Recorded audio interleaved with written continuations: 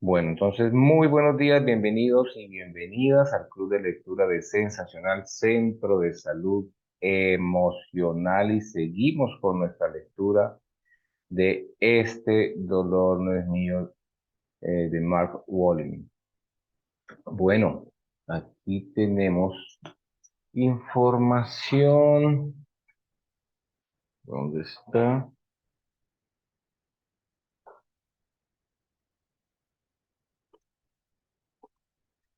Estamos en el capítulo 6 y estamos todavía con las preguntas que generan lenguaje nuclear. Recuerden que estamos hablando de esas frases, de esas palabras que conforman el lenguaje nuclear. El lenguaje nuclear son esas frases, palabras que no solo son palabras. Recuerden que el lenguaje nuclear no solo es una manifestación verbal, sino que hay muchas manifestaciones diferentes que se manifiestan de diferentes maneras, pero ahora estamos hablando del lenguaje hablado, de la palabra hablada, del lenguaje nuclear. Entonces, eh, es una muy buena pregunta. Bueno, ¿cómo se genera? ¿De dónde salió ese lenguaje? Porque yo digo estas palabras, estas frases que se convierten en mi mantra, ¿cierto? Me convierte ese mantra siempre con el mismo mantra, siempre diciendo lo mismo, repitiendo, parece el loro mojado. Y así decía mi mamá. Y es que usted habla más que el loro mojado, ¿cierto? Entonces, cada que estaba hablando y hablando y hablando, y como que caía en cuenta, yo estoy hablando como no lo mejor. Entonces, ¿en dónde se genera ese lenguaje nuclear que tiene un efecto sobre nuestras conductas, que condiciona nuestro pensamiento, que generan unas emociones y que generan un comportamiento en nosotros, ¿cierto? Porque esa es la forma en la que se genera nuestro comportamiento, queridas y queridos. ¿Qué pienso? Esto cómo me hace emocionar y de acuerdo a ese pensamiento y esa emoción, pues yo termino actuando por un comportamiento y cuando esto se vuelve en bucle, como pienso, siento y actúo, entonces eso es lo que crea los hábitos. Un hábito es el resultado de una conducta repetida como resultado de una emoción y un pensamiento. Entonces ese hábito es la forma en la que siempre actuamos, la forma en la que siempre respondemos ante ciertas situaciones. Y así sean situaciones aparentes, ¿no? Así no sea una situación real, pero no la imaginamos, entonces ya tenemos la respuesta. Entonces esos hábitos que van formando, cuando tenemos hábitos, esta persona siempre se comporta de esa forma o ante esta situación, siempre responde de esa manera, eso genera un carácter. El carácter es el resultado de todos nuestros hábitos. Es decir, el carácter es la personalidad, eso que tú eres. Es el resultado de todas esas respuestas que has dado. Ya se volvieron de manera inconsciente, quedaron ahí grabadas, ya tienes unas respuestas que son automáticas, ¿cierto? Y esto genera esta personalidad que está creada por todos esos hábitos. Somos el resultado de nuestros hábitos. Y así como nos comportamos, ese carácter, esa personalidad es la que va a definir pues nuestra vida, en pocas palabras, nuestro futuro. Nuestro futuro está definido por lo que nosotros somos, por lo que somos. Y lo que somos es el resultado de lo que hacemos. ¿Está claro? Chévere verlo así, ¿no? Bonito comprenderlo. Eso lo podemos no solo ver en nosotros, sino que lo podemos ver en nuestros hijos, en nuestras parejas, en las personas con las que interactuamos, para intentar dar una explicación a esa interacción. Porque es lindísimo cuando uno puede entender, mira, mi pareja, mi hijo, esta persona, es el resultado de unos hábitos. Y esos hábitos son el resultado, ese carácter, esa personalidad, es el resultado de unos hábitos. Y cuando creó esos hábitos, eso fue el resultado de unas emociones, de unos sentimientos, ¿no? Creados por lo que había en su cabecita, por lo que estaba pensando, por un sistema de creencias que fue formado desde su niñez. A veces uno no le echa cabeza a todo esto, ¿no? Pero cuando nosotros queremos entender un comportamiento, tenemos que llegar hasta todo eso. porque si no somos muy reactivos y simplemente vivimos la vida respondiendo, confrontándonos frente a las personas, sin siquiera saber sus motivaciones, y mucho menos las nuestras. Entonces las relaciones son un completo caos. Por lo menos si yo me doy cuenta de dónde viene todo eso del lado de allá, como que puedo empezar a tomar ciertas decisiones. Como que, wow, eso que yo quería cambiar en la otra persona, que yo le decía a vos, ¿por qué no cambias esa actitud? ¿Por qué no cambias esa forma de ser? ¿Porque siempre me respondes así? Ya estoy dándome cuenta de a dónde viene eso. Y ahí digo, es que eso ni siquiera es tan fácil de cambiar como yo creía, sino es fácil de cambiarlo yo que se lo he pedido de rodillas, ¿no? Para que podamos estar juntos, convivamos y nos amemos, ¿no? Si no he podido yo de rodillas, ¿qué va a poder ser él si ni siquiera se ha dado cuenta que eso estaba allí? Pues ahí nos damos cuenta que tenemos que situarnos en una posición muy sabia de no intervención. Ahí es donde nos damos cuenta, ante eso yo no puedo hacer nada.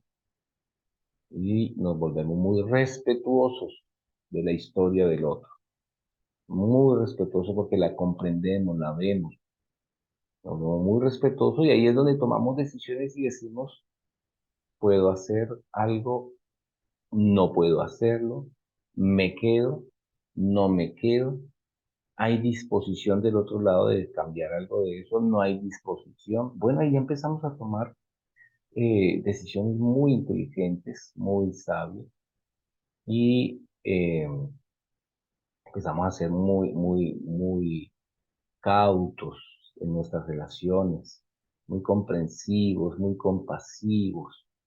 Es muy lindo, hay que tener conocimiento porque en la ignorancia difícilmente vamos a poder ser felices.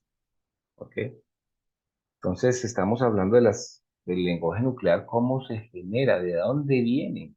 Y si tenemos la capacidad de poder entender el origen de todo esto y cómo afecta a las personas, no solo a mí, sino a las que conviven conmigo, imagínense. Entonces ya uno puede empezar a darle un significado al comportamiento de mi pareja, de mis hijos, y ahí voy entendiendo todo y asumo una posición. Lo mejor de esto es que cuando yo tengo conocimiento acerca de cómo se está moviendo la historia de otra persona, yo tengo la posibilidad de asumir una posición diferente a la que tenía antes. Antes era reactivo, peleaba, no entendía, creía que el problema era yo, ¿cierto? Porque nosotros personalizamos muchas de las situaciones que se manifiestan en otras personas, creemos que es por nuestra culpa y eso es parte también de nuestra historia.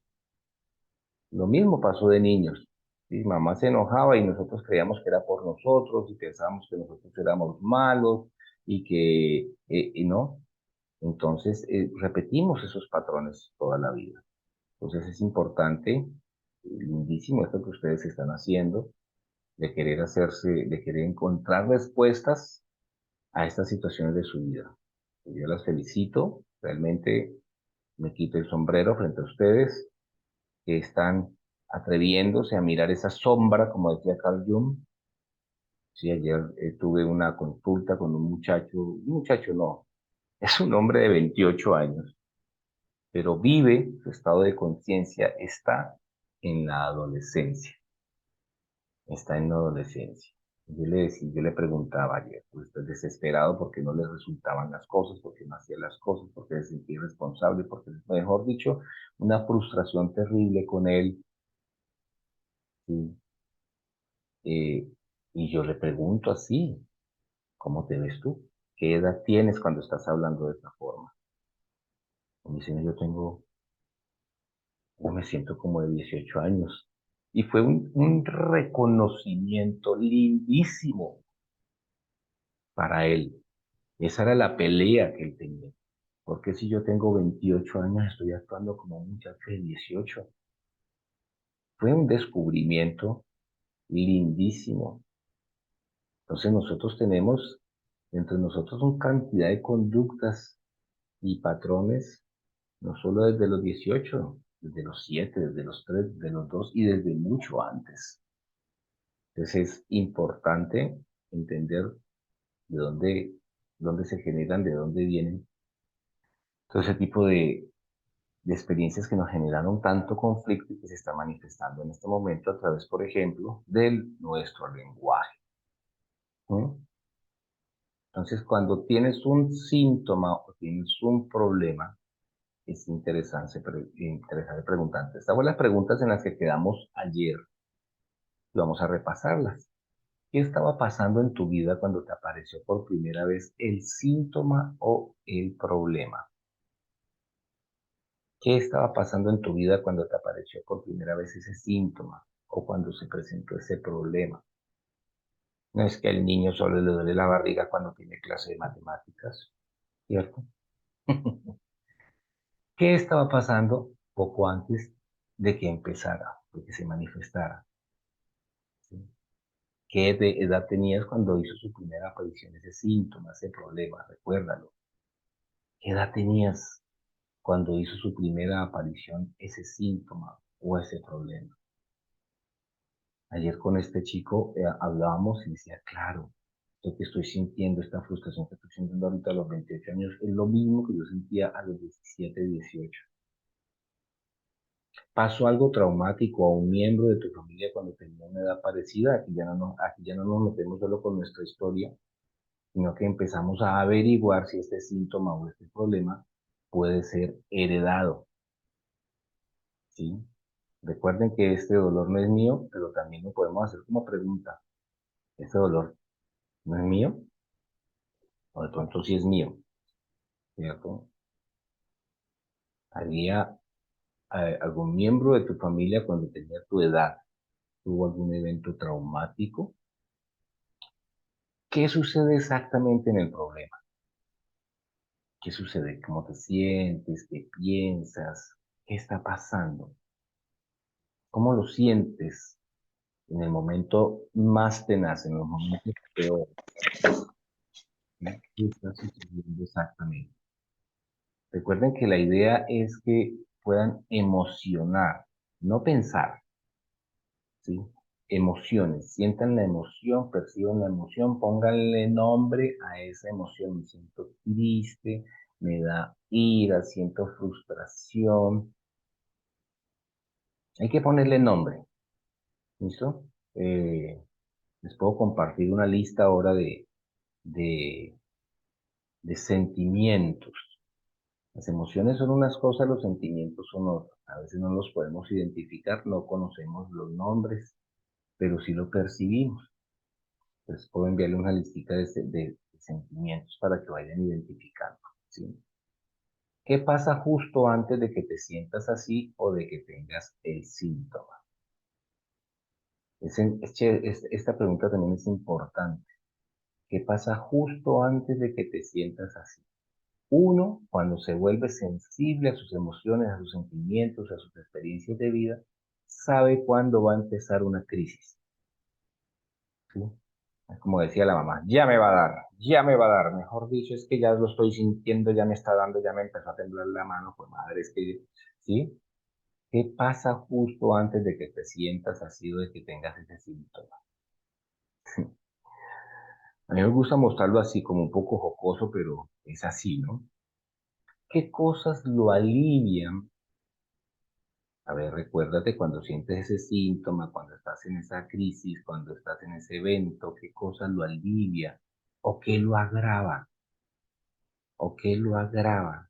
Ay, no, yo ahorita estoy muy brava, muy enojada, a mí ni me venga, no, mejor dicho, vaya, si yo no lo quiero ni ver, ¿cierto? O sea, cuando yo estoy así, yo no quiero ver a nadie, cuando yo estoy así, a mí ojalá que no me llegue el señor haciendo bulla que vende los huevos porque salgo y se los escribe en la cabeza. ¿Qué son esas cosas que agravan ese síntoma, ese estar mal? ¿Y qué cosas lo alivian? Ay, menos mal llegaste, estaba más aburrido, menos mal llegaste, estaba así. Ay, no, yo como que prendo el televisor. No, yo me siento a respirar. También es importante tener claro esas cosas, esas situaciones que me ayudan a aliviar o a agravar síntomas. ¿Qué cosas te impiden hacer? ¿Qué cosas te impide hacer ese problema de esos síntomas? ¿Sí? ¿Qué cosas te impide hacer cuando estás pasando por esa crisis, por ese problema, por ese síntoma? No, es que yo cuando estoy así no me dan ni ganas de cocinar. Yo cuando estoy así, mejor dicho, no, no, es que ni la novela me la veo. ¿Sí?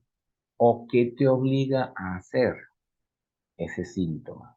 No es que cuando yo me pongo así, no, no, yo tengo que ir a correr. O cuando yo me pongo así, no soy, mejor dicho, eh, yo quiero gritarle a todo el mundo. Sí, quisiera matar, mejor dicho, ojalá que no venga ni mi marido. O ese día que venga para ver si por fin me mata. ¿Sí? ¿Qué te obliga a hacer? Porque es importante esta respuesta, pues porque a veces precisamente los síntomas son el resultado de eso que yo no quiero hacer, o el síntoma es lo que me obliga a hacer eso que yo no haría, ¿cierto? Hay gente que para salir a correr y a trotar necesita un estímulo y ese estímulo a veces es enojarse. Entonces se inventa cualquier cosa para enojarse para poder ir a trotar. A esto se da. Si esa sensación, y es la última pregunta, si esa sensación, a ese síntoma, si esa sensación o ese síntoma te duraran para siempre, ¿qué sería lo peor que te podría pasar? ¿Sí? ¿Qué sería lo peor que te podría pasar? Esos miedos que se manifiestan con ese síntoma, porque ya pueda que a mí me dé ira y pueda que yo me enoje o pueda que yo me deprima o que yo sienta un síntoma, una rasquiña, cualquier cosa y que yo sé que eso es temporal, que eso sucede y se me quita, pero ponerme a pensar qué pasaría si esta vaina no se me quita. Uy, eso es una de las peores cosas que suceden en nuestras mentes. Cuando de pronto usted tiene una arritmia y siente que los latidos de su corazón se incrementan y empieza, estaba ahí sentada o estaba ahí sentado y de repente mi corazón empieza a latir más rápido, ¿cierto? Ve, yo he sentido eso muchas veces, pero eso al momentico se me quita. Y me he dado cuenta que, no sé, después de tomar café, de tomar un cigarrillo o cuando recuerdo ciertos eventos, entonces mi corazón empieza a bombear más rápido porque está en un estado de alerta en ese momento, ¿cierto? Entonces necesita bombear más sangre porque es una respuesta biológica, física de mi cuerpo para enfrentar esa situación que aprendí a enfrentarla antes, pero ahorita estoy aquí sentado y no puedo responder igual, pero mi corazón y mi cuerpo tienen una memoria. Entonces cuando recuerdo esa situación empiezo a bombear más sangre como si necesitara ir a correr o defenderme o luchar, mejor dicho, es una respuesta estresante de huida, de lucha, eh, que no necesito porque estoy aquí sentado. Pero ¿qué pasaría si ese corazón se quedara en ese estado por siempre? En ese estado de estrés, de angustia, yo allí esa respuesta es supremamente importante. ¿Qué pasaría? ¿Qué podría pasar? ¿A qué le temes si esto es que sigue sucediendo?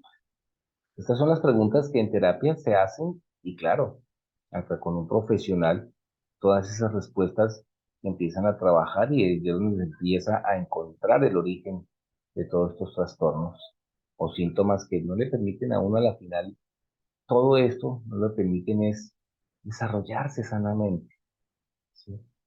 Descubrir toda la potencia, toda la creatividad, todo lo que tú eres. Es infinitamente poderoso lo que eres, pero cuando no se trabaja todo esto y uno aprende a vivir en esa miseria, en ese bucle de dolor, de sentimientos, de tristezas, de ira, sin siquiera saber qué está pasando y asume que es que la vida es así, porque hay palabras nucleares así, no es que uno viene al mundo fue a sufrir, ¿sí? Uno vino al mundo fue a sufrir, entonces se mama toda la vida esas emociones, esos sentimientos, esos pensamientos y nunca descubrió toda la felicidad que podría haber experimentado. Ayer con el chico que estábamos hablando también, él en la cabeza tenía así, es que uno vino a este mundo fue a disfrutar, ¿no? Afortunadamente, a los 28 años, él dice, vaya, como que la cosa no es por ahí, ¿sí? No es tan irresponsable. Uno vino a este mundo a ser feliz, pero tiene que saberlo hacer. Pero él tenía la idea que tenemos en la adolescencia de que ahí es que disfrutar sin compromiso, sin de pronto responsabilidad, ¿sí? Y miren estas palabras nucleares cómo van desvelando de qué forma fueron creadas y cómo nos han afectado, ¿sí?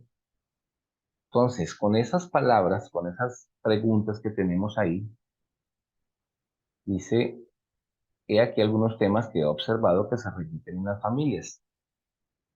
¿Reconoces en tu familia alguno de los temas siguientes? Pilas, pues, porque esta parte es chéverísima. Un lenguaje que se repite. ¿Hay lenguaje que te parece que no encaja en el contexto de tu experiencia vital? ¿Hay un lenguaje, sí, que te parece que no encaja en el contexto de tu experiencia vital? Así como cuando repetimos esa frase como un loro, pero no tiene nada que ver con mi vida y con lo que yo hago. Como si uno tuviese dinero, tuviese abundancia, nunca le falta la plata, pero de alguna forma siempre, o no siempre, pero utiliza regularmente como que es que, ay, no, no tengo, no hay dinero, no me alcanza. Y tiene dinero, pero es un lenguaje que no es congruente con su historia, con su contexto de vida. Puede pertenecer ese lenguaje a otro miembro de tu familia. Acuérdese que nosotros nos identificamos también con otros miembros de nuestra familia y terminamos pensando, sintiendo, actuando de acuerdo a ellos. Y si nos vinculamos de una forma que no sea la más sana, así tengamos todo a nuestro alrededor para que seamos felices, ese tipo de vinculación, si está en contra de la felicidad, no lo vamos a hacer, ¿ok? Entonces, miren a ver si ese lenguaje que están utilizando, de pronto esas palabras nucleares, no encaja con lo que realmente están viviendo. Edades que se repiten. ¿Existe alguna relación entre la edad que tenías cuando te apareció el síntoma o el problema y la edad de un miembro de tu familia cuando tuvo que pasar por una dificultad o un sufrimiento?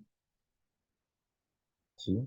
Si, por ejemplo, tu padre o tu madre murieron jóvenes, tú, a tu vez, puedes desarrollar un problema o un síntoma que te limita la vida de alguna manera cuando alcanzas la misma edad que tenía tu padre al morir. Este también te puede resultar difícil inconscientemente ser feliz o hacer una vida plena cuando pasas de la edad a la que murió tu padre o tu madre. Te puede resultar difícil inconscientemente ser feliz o hacer una vida plena cuando pasas de la edad a la que murió tu padre o tu madre. Tu problema o tu síntoma puede aparecer incluso cuando es tu hijo el que alcanza la edad que tenías tú, cuando murió tu padre o tu madre. Miren esta parte. Tu problema o tu síntoma puede aparecer incluso cuando es tu hijo el que alcanza la edad que tenías tú, cuando murió tu padre o tu madre. Sí, es que el inconsciente guarda esto, ¿no? Mi mamá murió a los 50 años y yo tengo 49 y de madre, me falta un año, piensa uno. Me falta un año. Me falta un año, pero ¿quién dijo? Pero ese tipo de pensamientos aparecen.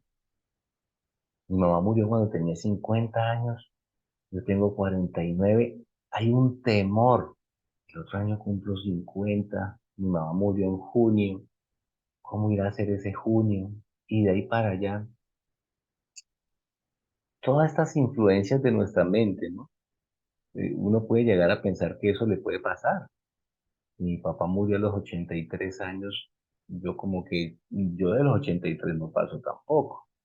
se va normalizando todo este tipo de pensamientos y pues claro, si eso está programado en la mente, es muy probable que esas cosas sucedan, porque entre lo que hay allá afuera y la realidad que estamos viendo y lo que nosotros pensamos, no hay nada de diferencia. Recuerden que para la mente, eh, no existe algo que sea real o irreal. La mente acepta todo simplemente como se le presenta. Y eso es lo que tenemos que nosotros aprovechar, ¿no? Que la mente no sabe si lo que tú estás pensando es real. Ella lo graba. Entonces, por eso yo me puedo, así está enfermo, yo puedo pensar, estoy bien, estoy bien, estoy bien. Y la mente empieza a generar un código diferente de estar bien y te sanas, ¿no? Hay que saberlo hacer, aprovecharlo. Hechos que se repiten. A veces nos invade inesperadamente un miedo, una angustia o otro síntoma cuando llegamos a un hito determinado de nuestra vida. Nos casamos o tenemos un hijo, nos rechaza nuestra pareja o nos vamos de su casa. Entonces de pronto, como si se nos activara dentro un reloj despertador ancestral, empieza a aparecernos un síntoma. Esa frase está buenísima. Se nos activó un reloj despertador ancestral. Empieza a aparecer un síntoma. Cuando pasa esto, debemos preguntarnos si algún miembro de nuestra familia tuvo que sufrir o que luchar del mismo modo cuando vivió un hecho similar. Voy a repetirlo. Hechos que se repiten. A veces nos invade inesperadamente un miedo, una angustia u otro síntoma cuando llegamos a un hito determinado de nuestra vida, a una etapa determinada de nuestra vida. ¿Sí? Cuando nos casamos o tenemos un hijo, nos rechaza nuestra pareja o nos vamos de casa, entonces de pronto, como si se nos activara dentro un reloj despertador ancestral, empieza a aparecernos un síntoma. Cuando pasa esto, debemos preguntarnos si algún miembro de nuestra familia tuvo que sufrir o que luchar del mismo modo cuando vivió un hecho similar. Pues parecería muy normal, por ejemplo, si yo digo, bueno, voy a iniciar un proyecto en Barranquilla, ¿cierto?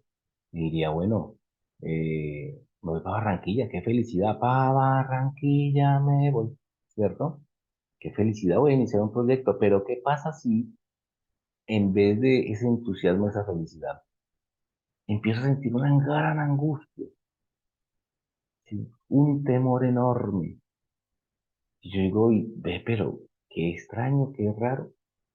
Si yo ya había proyectado el viaje a Barranquilla y qué chévere, me llamaron unos amigos y me dijeron, venite, ajá, vente que para acá está buena la cosa.